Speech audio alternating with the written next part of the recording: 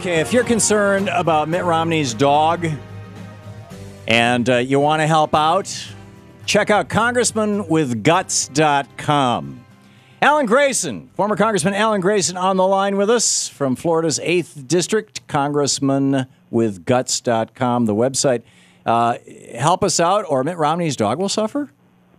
Yeah, no, we sent out that email yesterday, and we pointed out that the way things are going, if Mitt Romney gets elected, it's quite possible you could expect that Mitt Romney's dog, who you might have heard was tied to the top of Mitt Romney's car, will end up being tied to the top of his limo as he goes down Pennsylvania Avenue. Oh, that would be even worse. Being sworn in. It'll be tied to the top of his helicopter, Ooh. which is very dangerous. Yeah. On his way to Camp David. Right. And it'll be tied to the top of Air Force One. Oh, and that's... in flight. Yeah. So all of those things cool. will happen only if Mitt Romney gets elected. How do we prevent that? Well, we can support the president, but as it turns out, you can also support our campaign because our campaign is in Central Florida. And as Florida goes, so goes the nation. As Central Florida goes, so goes Florida. Yeah. We're already doing field work, signing up people to vote, signing up people for absentee ballot requests, signing up good Democrats and making sure they get to the polls. So my point was, if you want to see Mitt Romney's dog safe, that means Mitt Romney has to lose. And if you want to see Mitt Romney lose, you should go to our website, Congressman with Guts, and show your support. There you go, congressmanwithguts.com. Alan Grayson, former Congressman Alan Grayson, you are running for election again.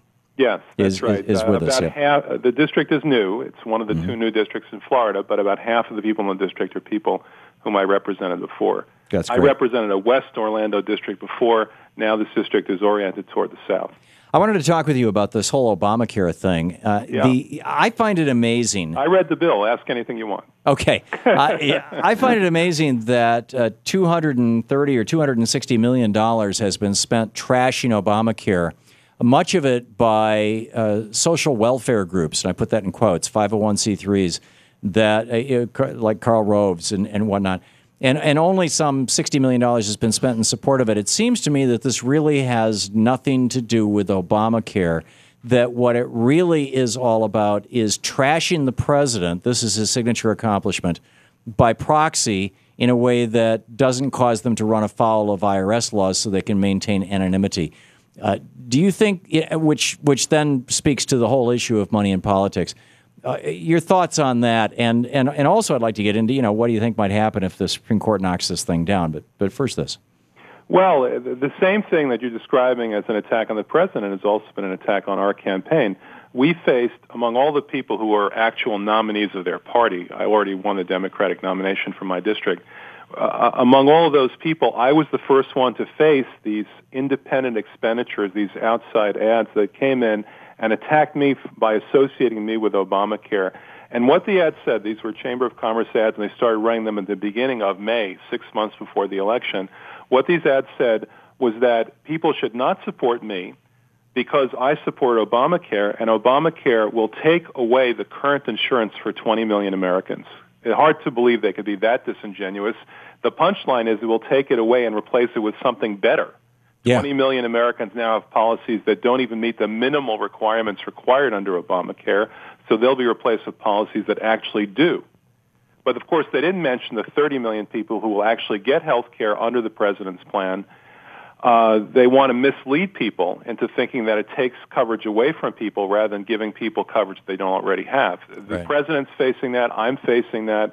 That's why we're running a money bomb at our website, congressmanwithguts.com, this week, to try to get support to fight back and fight back against the lies. These are selfish corporate propaganda lies being spewed out everywhere against the president, against me, against any progressive who's running for Congress now, and we have to fight back. Yeah, absolutely. And they seem to be actually working, and this is the biggest tragedy, is that now we're seeing increasing numbers of Americans, when you look at the polls, who are saying, yeah, I don't think I like Obamacare. They don't know anything about it, but they've seen enough ads on TV from these right-wing groups and these business groups that they know that they don't like it. What would you say to those people?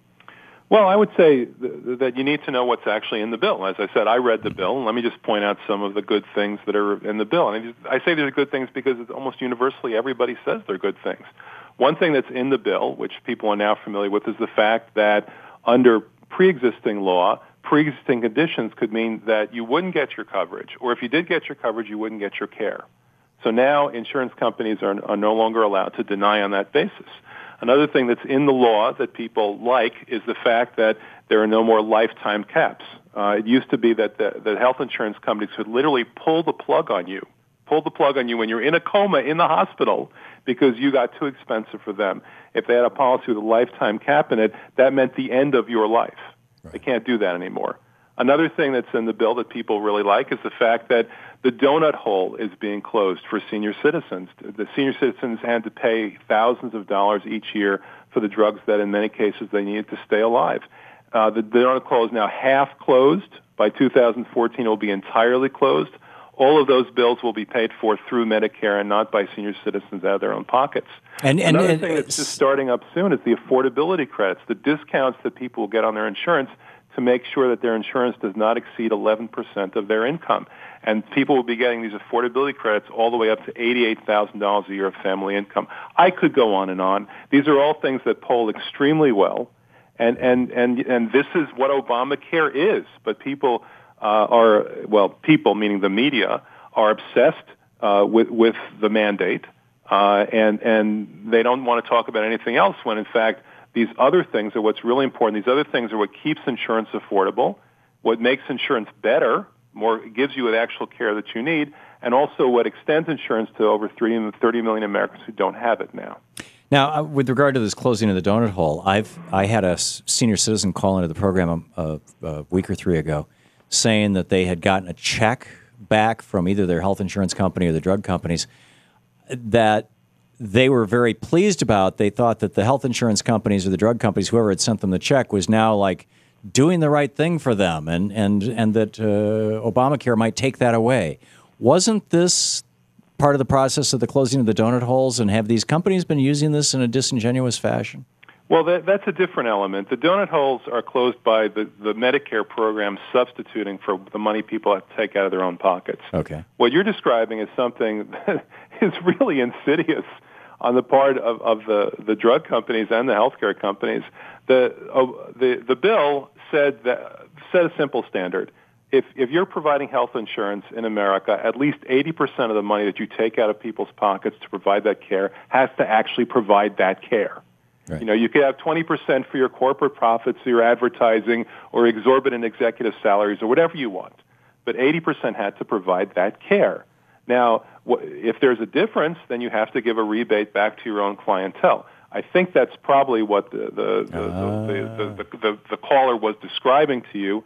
That's strictly a function of the bill itself. If the bill goes away, or if the bill is repealed, or it's found entirely unconstitutional, then they will never see a check like that again. Yeah, and this company did not say, we are being forced by Obamacare to give you some of your money back. It was more like, here, we're so generous, have some cash. Yeah. We're talking with Congressman Alan Grayson, congressmanwithguts.com is his website. Congressman, we have about 30, 40 seconds left. Your message to the American people, please.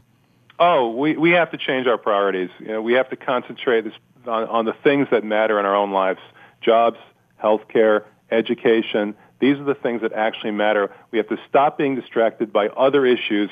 We have to bring about an America with justice, equality, and peace. Yeah, it's a great list.